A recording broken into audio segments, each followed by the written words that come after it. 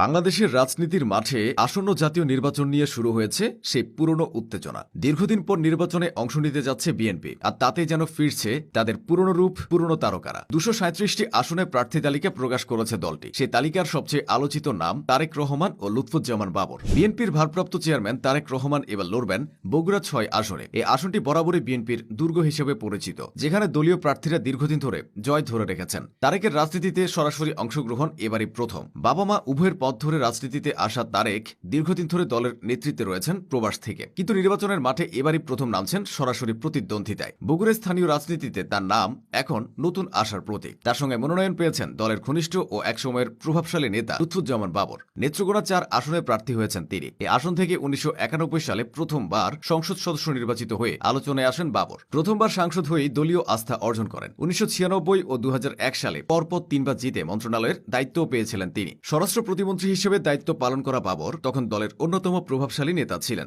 দীর্ঘ বিরতির পর তার ফেরাটা তাই বিএনপির সমর্থকদের কাছে বড় প্রাপ্তি হিসেবে দেখা হচ্ছে। নেত্রকোনা ও আশেপাশের এলাকায় এখন আবার শোনা যাচ্ছে তার নাম। বিএনপির ভেতরে যারা নতুন করে সংগঠন গোছানোর চেষ্টা করছেন তাদের কাছে বাবরের ফেরাটা এক নতুন উৎসাহ। তারেক ও বাবর দুজনকে দেখা হচ্ছে দলের নতুন পুরনো নেতৃত্বের প্রতীক হিসেবে। বিএনপির চেয়ারপারসন বেগম খালেদা জিয়া লড়বেন একসঙ্গে 3টি আসনে, ফেনী 1, বগুড়া 7 ও দিনাজপুর 3। এটা অনেকটা তার রাজনৈতিক ঐতিহ্য ধরে রাখার প্রতীকী ঘোষণা। রাজনৈতিক জীবনে তিনি কখনোই নির্বাচনে হারেননি। ফেনী 1 আসনটি তার ঐতিহ্যবাহী এলাকা, যেখানে তিনি একাধিকবার বিপুল ভোটে জয়ী হয়েছেন। ছাগলনাইয়া, ফুলগাজী ও পরশুরাম উপজেলা নিয়ে গঠিত এই আসনটি অনেকটা তার পৈতৃক অঞ্চল হিসেবেই পরিচিত। স্থানীয়দের কাছে খালেদা জিয়ার ঘর বললেই যেন বোঝায় ফেনী 1। তবে এবার একটি নতুন অধ্যায় যুক্ত হয়েছে। দিনাজপুর 3 আসনে প্রথমবার প্রার্থী হচ্ছেন তিনি। দিনাজপুরেই তার জন্ম, যদিও পারিবারিকভাবে তারা পরে স্থায়ী হন ঢাকায়। এই আসনটি তার রাজনৈতিক পরিসরে নতুন এক চ্যালেঞ্জ হিসেবে ধরা হচ্ছে। আর বগুড়া 7 এই আসনটি যেন তার রাজনীতির সঙ্গে মিশে গেছে। 1991 থেকে 2008 পর্যন্ত প্রতিটি নির্বাচনে তিনি এখানে জয়ী হয়েছেন। পরে তিনি আসন ছেড়ে দিলে উপনির্বাচনে 3 বার জয় পান স্থানীয় নেতা হেলালুজ্জামান তালুকদার লাডু।